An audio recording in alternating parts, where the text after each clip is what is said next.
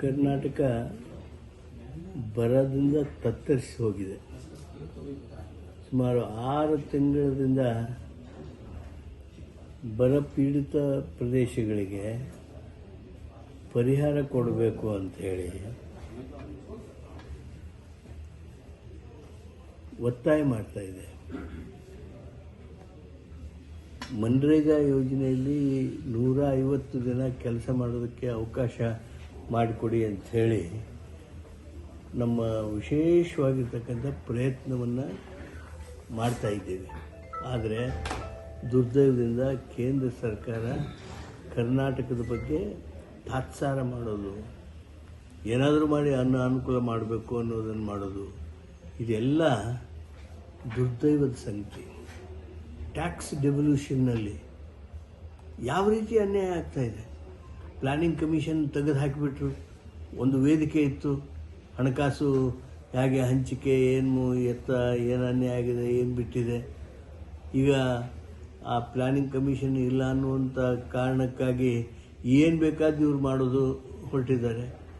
ನಿಯಮಾವಳಿಗಳ ಬಗ್ಗೆ ಮಾತಾಡ್ತಾರೆ. ನಾವು ಆಯೋಗದ ನಿಯಮಾವಳಿಗಳ ಬಗ್ಗೆ ಅಥವಾ ಶಿಫಾರಸ್ಸನ್ನ ಹೆಂಗೆ ಮಾಡಿದ್ದೇವೆ ಅಂತೇಳಿ. ಈ ನಿಯಮಾವಳಿಗಳನ್ನು ರೂಪಿಸುವಂಥ ಸಂದರ್ಭದಲ್ಲಿ ಇವರು ಯಾರಿಗೆ ಅವಕಾಶ ಕೊಟ್ಟರು? ಪ್ರಜಾಪ್ರಭುತ್ವಕವಾಗಿ ಇವರೇನು ನಿಯಮಾವಳಿಗಳನ್ನು ಮಾಡಿ ಅದರಂತೆ ಅನ್ಯಾಯ ಮಾಡೋದು ಅಂತ ಹೇಳಿ ಮಾಡೋಕ್ಕಾಗತ್ತಾ? Rules should be formed in consultation with every state. If you have not formulated rules then you are at fault, mister prime minister. ಅದನ್ನು ನೀವು ಅರ್ಥ ಮಾಡಿಕೊಳ್ಬೇಕು. ಇವತ್ತು ಕೆಲವರು ಕರ್ನಾಟಕದವರು ಭಿಕ್ಷೆ ಬೇಡೋದಕ್ಕೆ ಹೋಗ್ತಾ ಇದ್ದಾರೆ. ಏನು ಭಿಕ್ಷೆ? ನಾವು ಕೊಟ್ಟ ಹಣ 1 ಬಿಲ್ಲಿ ಅಲ್ಲ, 2 ಬಿಲ್ಲಿ ಅಲ್ಲ, 4 ಲಕ್ಷ ಕೋಟಿ ಹಣ ಕೊಟ್ಟಿದ್ದೇವೆ ಸ್ವಾಮಿ. ನಾಚಿಕೆ ಬರೋದಿಲ್ವಾ ಅದರಲ್ಲಿ?